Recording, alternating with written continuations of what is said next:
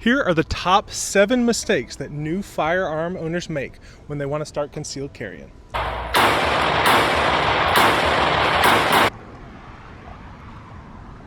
Number 1, getting the Gucci gun. This is when you're just starting out, you want to get a really good firearm, you go online and you see a bunch of YouTubers and other influencers, and they're shooting real fast and they're using all of these really fancy guns. And so you get one too, thinking, well, if I carry that, I'll be better able to sort of handle my business when the time comes. Now, there are a ton of downsides to buying and carrying these Gucci guns, especially as a first-time firearm owner. And mainly they have to do with, one, it's probably not going to be in most people's actual price range. And I know for me, that was a big consideration. And two, there's some really practical mechanical things that have to do with the maintenance of the firearm, whether or not you feel comfortable with the weight of the trigger being pulled, that can really come into play when you're holstering and unholstering this firearm when it's near to your body. So I have a friend that shall go unnamed, but he got into guns, he started consuming a lot of the literature and a lot of the YouTube videos out there, decided he really liked the weight of these 1911 style pistols.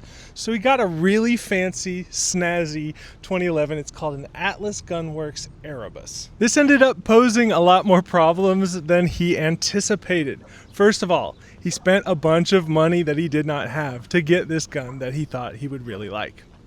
Second of all, he started training and carrying this thing every day and realized that he didn't really like the way that this big full-size gun actually felt when he was carrying it. So he didn't carry as much. And then to tie everything off, when we would train, obviously you want to clean your gun after. And when you have a really fancy 1911 style pistol, you have to keep that thing clean after every range day. You have to keep it lubed up. Well, when he went to clean it after one of our range days, he was very excited, tried to eject a round out of his gun, and very intentionally put a round into the floor. Now, I'm not saying that the floor didn't have it coming, but that's what happened. A lot of these type of guns are what's called competition style guns. They're going to have really low trigger pressure pound per inch. So for example, this Atlas, Erebus had like 0 trigger pressure. So when he pulled the trigger, didn't take too much, you could have blown on it and shot a negligent discharge off. The moral of the story is, look, I'm not telling you not to get a gun that you like. We did a bunch of trial gun, range days, and he liked the weight of the 1911 style pistols. But don't spend more money than you have. He ended up in debt. And make sure that you actually like to hold on to the gun close to your body when you purchase the gun. There are a ton of really reliable pistol options, striker fire options out there that aren't going to break the bank. They're going to be a little bit more compact and a little bit more forgiving when it comes to maintenance. Now, number 2 is something that a lot of even seasoned firearm owners and perhaps even instructors fall into, which is attaching your ego to carrying your firearm. When you attach your ego to having a firearm, you are much less likely to have control of your emotions. We've all heard the story of someone getting cut off in traffic and they pull a gun out. That's not the mindset that you want to have when you're carrying a weapon. You're also much less likely to de-escalate a situation, which is the first step any instructor will tell you in owning a firearm. You're also much less focused on safety and being present. If you're so focused on how you look and how people perceive you, you're not going to be thinking about your surroundings, you're not going to be focused, and you're not going to be really mindful that you're carrying a very dangerous weapon. So both your hands are going to sit on the left-hand side of the pistol. You're going to walk out. Both your arms, you're going to push with your right and pull with your left. Focus on that front sight tip. Now, if you want on this 44 Magnum, you can shoot it single action. Nice light trigger pull. Did you mean to do that? Yeah. I had an instructor that for half the class, all he could talk about is how badass he is. And that's not the mindset that you want to instill in people when they're carrying a very dangerous firearm. The next thing is something that can really come back to bite you, and it's not knowing how to maintain and manipulate your firearm. So one of the first things that you should do when you purchase your first concealed carry weapon is get that manual out and read all about it. Understand how to break your weapon down. I like to know how to break the weapon down in its entirety, but you should at least know how to field strip your weapon or get all of the components out that really need a cleaning every so often. And part and parcel of that knowledge is knowing how many times or how often you would need to be cleaning that weapon in order to keep it safe and in condition where you can actually be carrying it. If you're carrying a Glock 19 or a Glock 17 or something, maybe you can get away with sort of, cleaning it less often if you don't have the means to continue to buy all the materials you need to clean it. But if you have, certain types of weapons that have less tolerance for things like this, like a staccato or something of that nature, you're going to want to, clean that after every range day and keep it lubed up. That being said, if you don't know how to maintain and manipulate your weapon properly, this could cause a catastrophic failure of the weapon. It could increase the amount of malfunctions at the very least, or at the worst, could cause injury to yourself or others nearby. The fourth most common mistake new firearm owners make is that they don't train properly. Training is something that is going to make your handling and shooting second nature and intuitive. And that's really important because the moment when you're going to need this is going to be a moment when you're not going to be able to think very clearly at all and going to have to act on instinct a lot of time. If you go on YouTube, you're going to see a lot of really cool drills done by a lot of really competent folks. But some of these are not going to be really practical for what you'll be doing, which is concealed carry. Most incidences where you're going to have to rely on your concealed carry weapon happen at around this distance. That is to say 3 to 7 yards or 9 to 21 feet. A couple of really good drills for these kind of scenarios include the first to shoot scenario, where you go from a concealed position, draw, and fire. This is where you're going to be, usually if you have the wherewithal to buy it, you're going to want to get a timer to make sure that you can do this accurately and safely, as quick as possible. Another drill that really translates quite well to concealed carry is what's called the Mozambique drill. This is a drill where you go from a concealed position in your body, draw, put 2 shots on the mass of the target, pause, and then put 1 shot on the head of the target.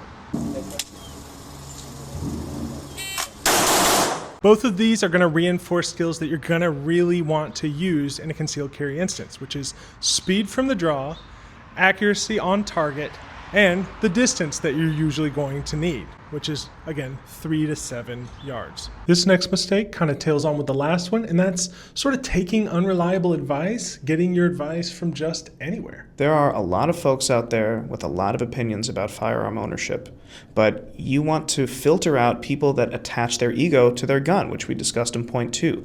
You want to filter out people that are not serious about firearm ownership and about teaching about firearm ownership. And you want to filter out people that are poorly trained but believe that they are otherwise. And what do I mean by that? I mean, when you're watching their videos, do they flag themselves, or which is to point their gun at themselves or at somebody else or at the camera person? That's not good. I had a defense liability insurance guy come in and try and sell my concealed carry class this insurance. And he comes in and he asks, can anyone tell me what brandishing means?